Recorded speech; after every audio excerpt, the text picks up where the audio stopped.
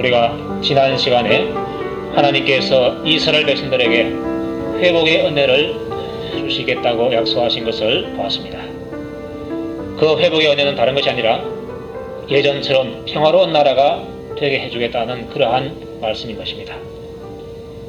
과거의 그네들은 평안했습니다.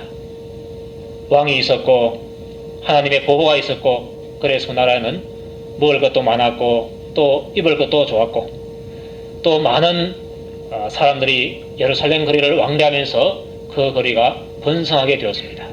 평화가 그들에게 있었습니다.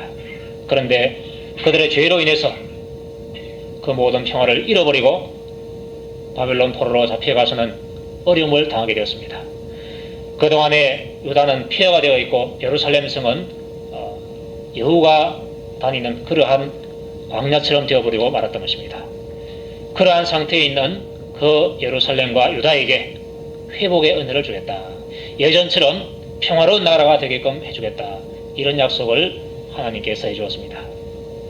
그 평화로운 거리에 대한 표현을 하나님께서 해주었는데, 노인들이 길거리에서 지팡이를 짚고 다닐 것이다, 그런 말을 했고, 또 어린아이들, 동남 동료들이 성읍 거리에서 장난치면서 논다, 이런 표현을 했습니다. 노인들이 걸어 다닐 수 있고 어린아이들이 장난치며 놀 수 있는 그러한 평화로운 나라가 되게 해주겠다, 이렇게 말씀을 했습니다. 이것이 그들에게 참으로 큰 복인데, 이 복이 어떻게 오는 것인가? 자동적으로 주어지는 것이 아니라고 말하고 있습니다. 수동으로 주어진다고 말하고 있습니다. 제가 자주 이 말씀을 드리지만은 신앙식에 있어서 구원받는 것은 자동입니다. 그러나 그 나머지는 전부 다 수동이라는 것을 우리가 기억을 해야 됩니다. 순종을 해야지 받고, 기도해야지 받고, 구해야지 얻을 수 있고, 찾아야지 찾을 수 있고, 문을 두드려야지 그 문을 열 수가 있는 것입니다. 이것을 우리는 절대로 놓치면 안 됩니다. 하나님께서 알아서 해 주시겠지, 그것은 믿음이 아닙니다. 믿음이 아니고 그것은 자기 태만에 불과한 것입니다. 하나님의 뜻을 이루기 위해서 내가 기도하고 내가 순종하고 내가 인내해서 이루겠다, 이것이 바로 참다운 믿음이 되는 것입니다. 예수님께서도 우리를 구원하시기 위해서 어떻게 하셨습니까? 부지런히 일을 하셨습니다. 또 큰 고통까지 당하셨습니다. 예수님께서 그 모범을 우리에게 보여주시기 때문에 모든 것이 구원을 제외하고는 수동으로 이루어지는 것이구나, 우리의 노력으로 우리의 손으로 이루어주는 것이구나, 이것을 우리가 머릿속에 넣어놔야 되는 것입니다. 하나님께서 이스라엘에게 평화의 복을 약속했는데 그것이 어떻게 오느냐? 자동적으로 오는 것이 아니라 말씀에 순종할 때에 수동적으로 온다는 것을 말해주고 있습니다. 이제 본문에 들어가서 한번 보겠습니다.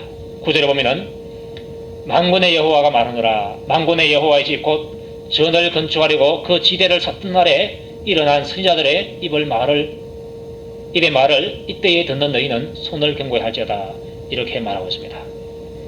만군의 여호와라고 하는 것은 전능하신 자라는 것을 강조하는 말이라고 말씀을 드렸습니다. 그 하나님께서 말씀하시기 때문에 그 말씀은 진리고, 또한 그 말씀은 우리가 믿을 수 있는 그러한 말씀이 된다는 겁니다. 선지자의 말을 듣는 너희는 손을 견고하게 해라. 여기에서 이 선지자를 어떻게 언제 보내주셨는가, 거기에 대해서 앞에서 말을 해주고 있습니다. 성전 건축을 위한 지대를 쌓던 날에, 그때에 일어난 선지자들이라고 말하고 있습니다. 성전 건축을 위해서 기초돌을 놓을 때 바로 그것이 성전 건축하기 위한 순종의 첫걸음을 딛는 그러한 순간입니다. 바꿔 말하면은 하나님의 말씀, 성전을 건축하라, 그 하나님의 말씀에 순종하는 그날에 선지자들이 일어났다는 것을 여기서 말해주고 있는 것입니다. 하나님께서 이스라엘 백성들이 순종할 그때에 선지자를 보내주었다는 겁니다. 이스라엘 백성들에게 있어서는 하나님의 말씀이 들려지는 것이 그들에게 가장 큰 복이었습니다. 때로는 그들이 하나님의 말씀을 듣지 못하는 때도 있었습니다. 그 시대를 가리켜서 암흑시대다, 이렇게 말하고 있습니다. 그렇다면 선지자들이 있어서 하나님의 말씀을 들려줄 그때는 암흑 시대가 아니라 바로 빛의 시대가 되는 것입니다. 선지자를 통해서 하나님께서 말씀을 들려주시는데 그 선지자가 일어나 있다. 이스라엘에게 그 선지자들이 있다 하는 것은 그들에게 얼마나 큰 복인지 모릅니다. 이스라엘에게 선지자가 있다는 것은 하나님의 말씀이 있다는 것이고, 또 하나님의 말씀이 있다는 것은 무엇입니까? 하나님께서 그들과 함께 하신다는 증거가 되는 것입니다. 하나님께서 함께 하시는 그 복을 하나님께서 그들에게 주었습니다. 그 복을 언제 주었습니까? 성전지대를 쌓던 날에 주었습니다. 순종하던 날, 그 날에 하나님께서 선지자를 주어서 하나님의 말씀을 그들에게 들려주게 된 것입니다. 그런데 이스라엘 백성들이 하나님의 말씀을 순종하는 그것은 참으로 어려운 일이었습니다.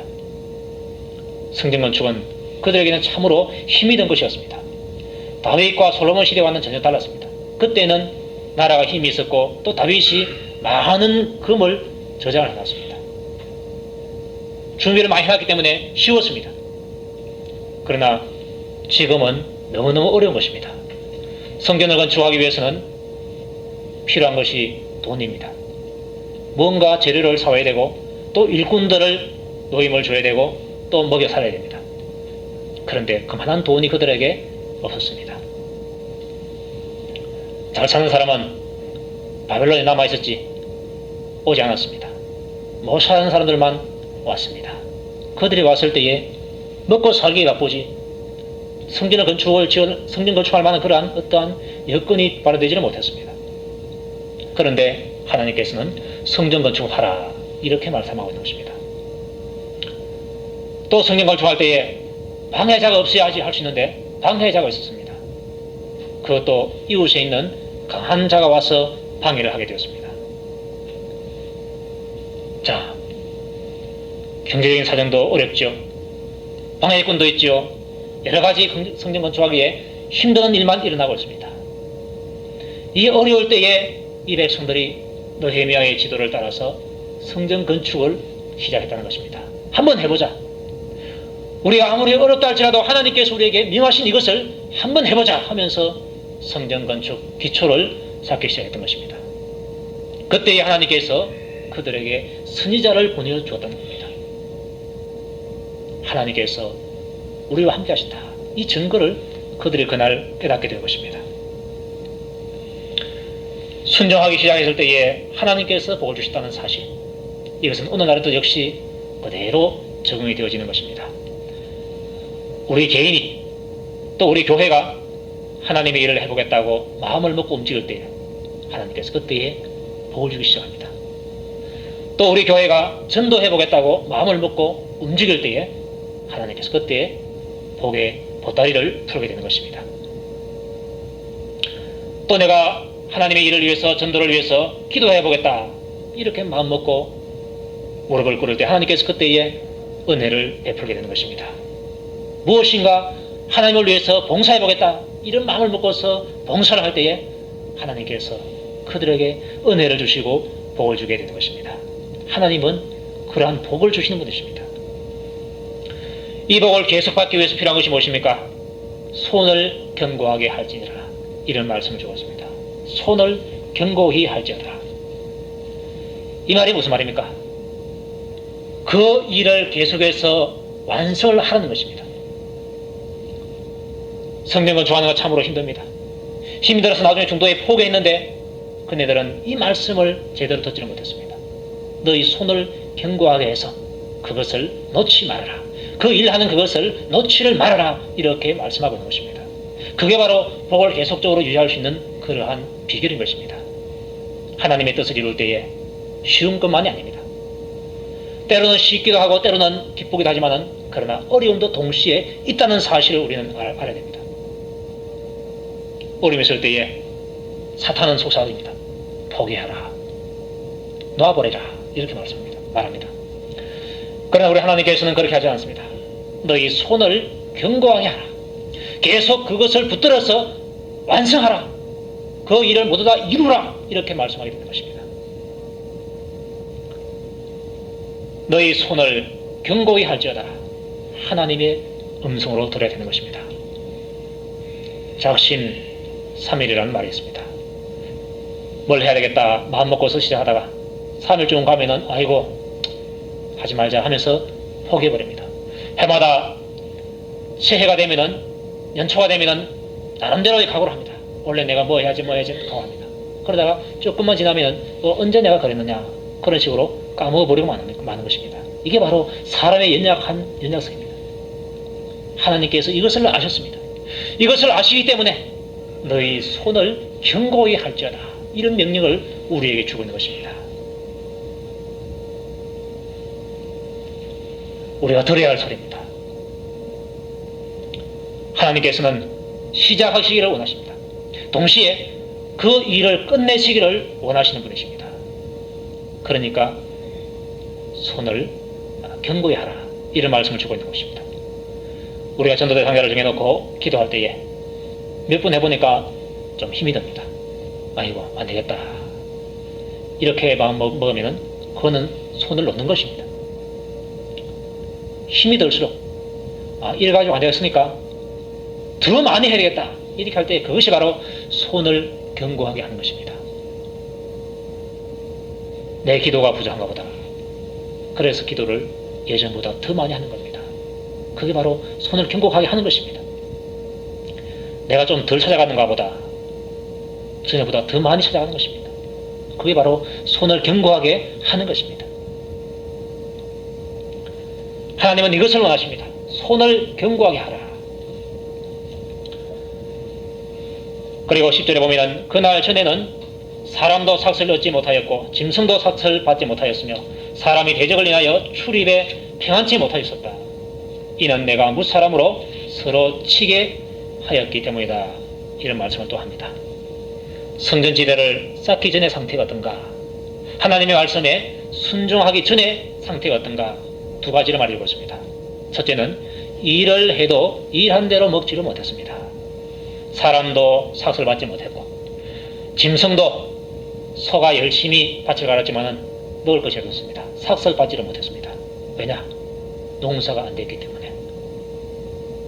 씨를 뿌리고 열심히 갖고 왔는데 비가 제때 오지 않았습니다.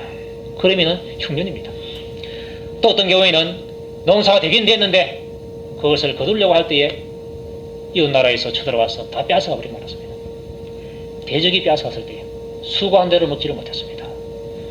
그래서 일을 해도 일한 대로 먹지를 못했는 것입니다.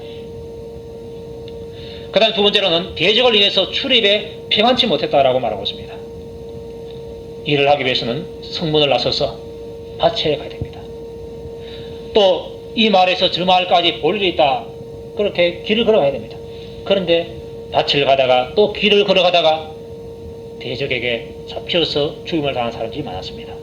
길을 갈 때도 평안하게 마음 놓고 가지를 못한다는 것입니다. 왜? 대적들이 수시로 쳐들어와서 사람을 죽이고 뺏어가기 때문에. 길 가는 것이 아주 불안했던 것입니다. 대적을 인해서 길 갈 때에 평안치를 못했다는 것입니다. 일을 해도 일한 대로 먹지 못하고 길로 제대로 다니지 못하니까 그 나라가 얼마나 살기가 힘든 나라가 됩니까? 우리는 길 갈 때 우리를 쫓아와서 죽이는 사람이 없습니다. 또 일한 대로 먹을 수 있는 그런 은혜를 또 우리가 입고 있습니다. 이게 바로 자연스러운 것이 아니고 하나님께서 우리에게 주신 복이구나. 이것을 우리가 알아야 됩니다. 우리는 사실 너무 많은 복을 받고 있기 때문에 그 복이 너무 많다 보니까 복 귀한 줄을 모를 때가 많습니다. 이거 자연스럽게 된 것이 아닌가 이렇게 생각할 때 있습니다. 그러나 결코 그런 것이 아닙니다. 하나님의 복이구나. 내가 수고한 대로 먹을 수 있는 것, 이거 하나님의 복이구나. 이것을 우리는 깨달았고 하나님께 감사를 드려야 하는 것입니다. 어떻게 해서 어쨌길래 성전 지대를 쌓기 전에 일을 해도 일한 대로 먹지 못했고 대적을 인해서 그러한 어려움을 당했습니까?